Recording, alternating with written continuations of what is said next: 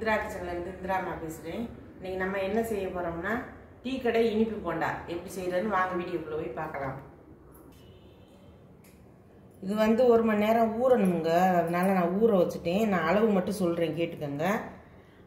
இந்த 250 ml பிடிக்கிற கப்பில் வந்து 1/2 கப்பு ரவை, 1 கப்பு கோதுமை மாவு, 1/2 கப்பு ரவை, 1 கப்பு கோதுமை மாவு, கொஞ்சமாக உப்பு, 3/4 கப்பு சர்க்கரை போட்டு தண்ணி ஊற்றி ஊற வச்சுருக்கேங்க. நல்லா ஊறிடுச்சு.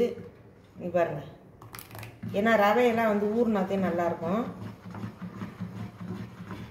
1/2 கப்பு ரவை, 1 கப்பு கோதுமை மாவு, 3/4 கப்பு சர்க்கரை, ஒரு 2 சிட்டிகை உப்பு எல்லாத்தையும் போட்டு ஊற வச்சுட்டேங்க. நல்லா 1 ஹவருக்கு மேலே ஊறிடுச்சு. இந்த மாதிரி இந்த பக்குவத்துக்கு ஊற வச்சு எடுத்துக்கோங்க. நல்லா கலக்கிடுங்க. இப்போ கொஞ்சமாக வந்து பேக்கிங் சோடா போடலாமுங்க.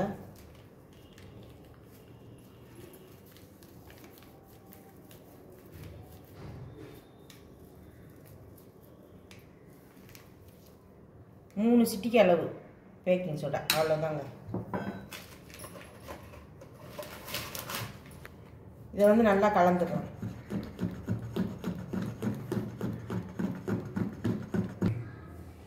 கொஞ்சமாக ஏலக்காய் தூளுங்க.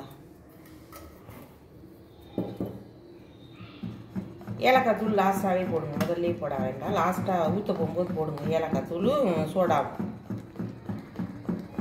மறுபடியும் சொல்கிறேன், 1/2 கப்பு ரவை, 1 கப்பு கோதுமை மாவு, 3/4 கப்பு சர்க்கரை, வெள்ளை சர்க்கரை, கொஞ்சமாக ஒரு 3 சிட்டிகை உப்பு, 3 சிட்டிகை வந்து சோடாப்பூ,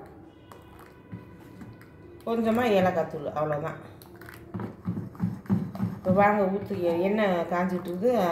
டீ கடை போட்டால் ஊற்றிக்கணும். மாவு வந்து இந்த மாதிரி இட்லி மாவோட கொஞ்சம் திக்காக செஞ்சுக்கோங்க. இந்த கன்சிஸ்டன்சியில் செஞ்சுக்கோங்க மாவு. இதுதான் சரியான பக்குவம். ஈஸி தான். 1/2 கப்பு ரவை, 1 கப்பு கோதுமை மாவு, 3/4 கப்பு சர்க்கரை, ஏலக்காய் தூள், 1 சிட்டிகை உப்பு, கொஞ்சமாக ஒரு 3 சிட்டிகை பேக்கிங் சோடா, அவ்வளோதாங்க. வாங்க, எண்ணெய் காஞ்சிருச்சு. இந்த மாதிரி 3/4 கரண்டி எடுத்துக்கிட்டு இப்படி ஊற்றிருக்காங்க. ஊற்றிட்டு இப்படியே எடுத்துருங்க. அதுவே மேலே வந்துடும். வருவாருங்க. அதே மாதிரி இன்னொன்று ஊற்றிக்கலாம் பக்கத்துலேயே.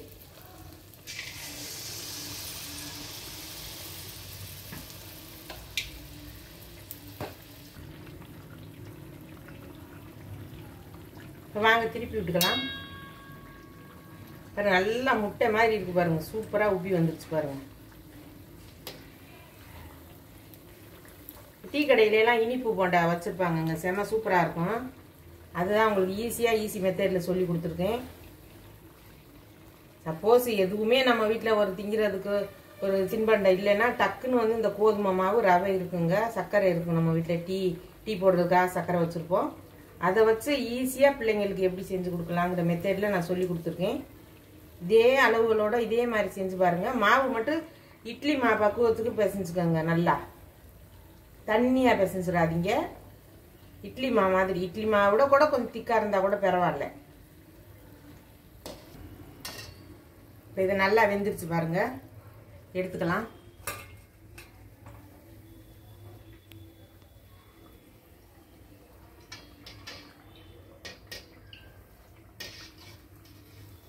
இதையும் எடுத்துக்கலாங்க.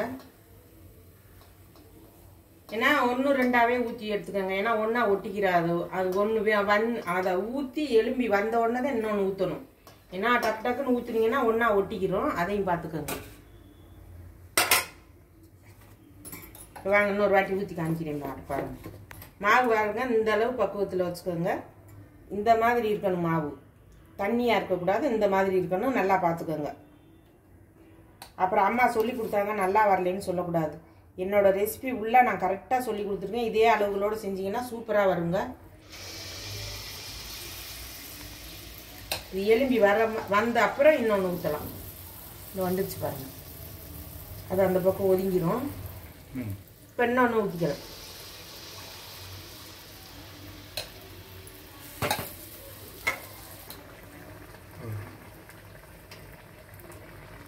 நல்லா திருப்பி விட்டுக்கலாங்க.